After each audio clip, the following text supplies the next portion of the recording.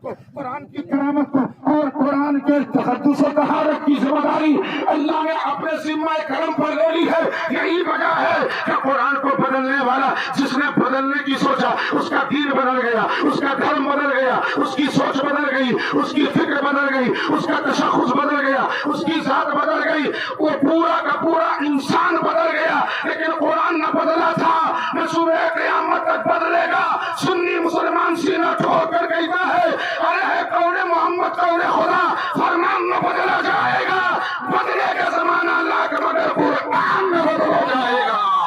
بدلے کا زمانہ اللہ کا مگر قرآن نہ بدلا جائے گا. ہمارا قرآن جو مصطفیٰ جان رحمت صلی اللہ تعالیٰ علیہ وسلم پر نازل ہوا ہے اس کا ہر فرمان ہمارے لیے بروز قیامت ذریعہ نجات ہے. اس پر عمل کرنے سے ہی انسان کو انسانیت, آدمی کو آدمیت, متقی کو تقوی اور اللہ تبارک و تعالی مفتی کو فتویٰ کی دولت سے نواز دیا کرتا ہے. اللہ کی بارگاہ میں دعا کرتا ہوں کہ اللہ پاک اپنے حبیب پاک صلی اللہ تعالیٰ علیہ وسلم کے دفعہ اس محفل کو کامرا فرمائے. اس میں جتنے لوگ آ کر یہاں پر حاضر ہے اللہ تبارک و تعالیٰ سب کی حاضری کو زیور قبولیت سے آراستہ پیراستہ فرمائے. خوب کی سیر چمن پھول چولے شاد رہے, باغ با جاتا ہوں میں گلشن تیرا آباد رہے.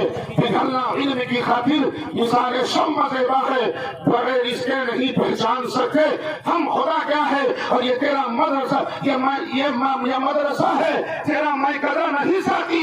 یہاں کی خاص سے انسان بنائے جاتے ہیں.